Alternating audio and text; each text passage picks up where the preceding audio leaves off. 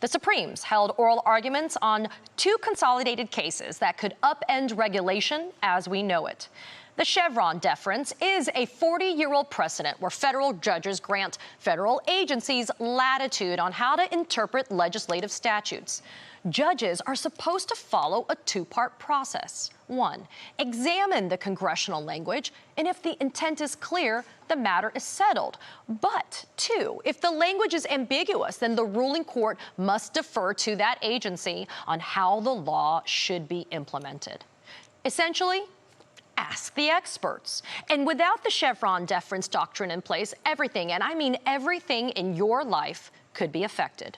Joining me now is Elie Ying Mystal, justice correspondent at The Nation, the host of the Contempt of Court podcast, and the author of Allow Me to Retort, A Black Guy's Guide to the Institution. Elie Ying Mystal, like I tweeted, you got 4 more hours of sleep, so I know you're going to bring the heat this morning. But let's settle down and let's talk about what happened this week in the Supreme Court. You wrote a piece in The Nation talking about how this is the greatest power grab since the early 1800s. But explain very quickly to our viewers why they should care so much about the Chevron deference doctrine. Okay, so Congress is going to pass a law, right? We vote for Congress people, so we have some effect on what laws they pass, right? But those laws are going to have gaps because Congress can't think of every possible iteration of its laws. And also, Congress is sometimes incompetent, right? So let's say Congress passes an act, a Clean Water Act. Congress isn't going to define what water is, what clean is exactly. It's going to leave it to the experts at the EPA to make the fine decisions of how much mercury is allowed to be in the water and how many three-headed fish should there be next to the nuclear power plant, right? These are expert factual-based decisions that the EPA is going to make that Congress doesn't make. The EPA making those decisions is also cool because guess what? The EPA is run by appointees of the president, which I get to, again, vote for. What the Supreme Court is trying to do is to take that decision-making power away from the EPA and give it to themselves so that Neil Gorsuch gets to decide how much mercury is allowed to be in the water. And Brett Kavanaugh gets to decide what compensation you're entitled to if your arm gets cut off at work. And Clarence Thomas gets to decide what ethical tax and banking laws should matter instead of the SEC. That's the power they want. That is the power that they're trying to grab. And they're trying to grab it from you and me and everybody watching because guess what? We don't get to vote for those guys. Those 9, we don't get to vote for Neil Gorsuch. We don't get to vote for Clarence Thomas. We get to vote for the EPA and Congress, and it's those people who are taking the power away from us. We also don't get to vote to get them off the bench because they have those coveted lifetime appointments. I mean, Elie, I want to put this into even more perspective.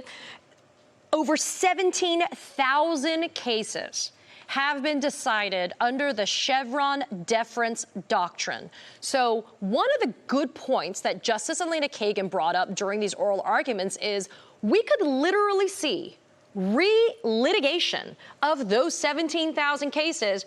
And what makes matters worse, we could see inconsistent rulings coming from different judges in different jurisdictions on concepts that are applicable for all Americans, correct? Yes, Kagan said that. Ketanji Brown Jackson brought up the fact that it would just simply be, her words, impractical and chaotic to remove Chevron deference. You know what the conservatives did? They laughed.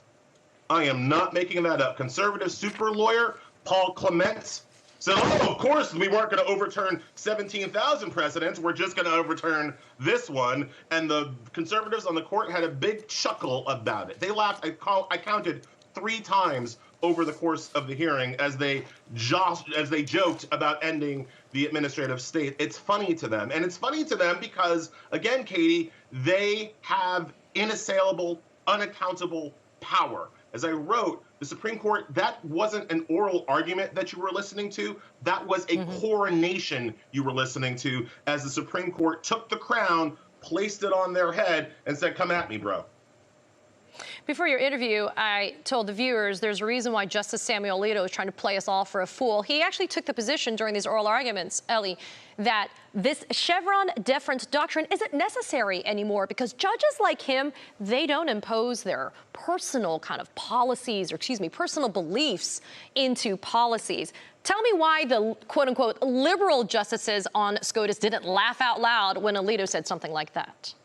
I mean, probably because they were too busy, choking on their own bile, right? Alito literally argued that in 1984, judges would use their own personal policy preferences to shape the law, but judges like him in 2024 no longer do that. That is the Sam Alito who used his personal policy grievances to take away a woman's right to choose. That is a Sam Alito who imposed his personal policy preferences on college admissions to take away voting rights acts, to take away affirmative action. And that is a Sam Alito who uses his policy preferences to determine voting rights acts, gun safety regulations. That guy says, oh, I don't use my personal political preferences anymore. It was ridiculous, but it also shows the conservative flip-flop on this issue because Alito was for Chevron deference before he was against it. And the difference is, in 1984, what are we talking about? We're talking about the Reagan-era EPA. You know who was running the Reagan-era EPA?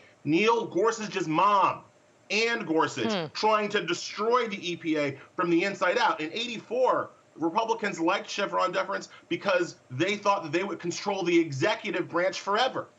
Now, fast forward 40 years, Republicans understand it's easier for them to control the courts than to control the executive branches, so they want the courts to take the power, again, away from the people.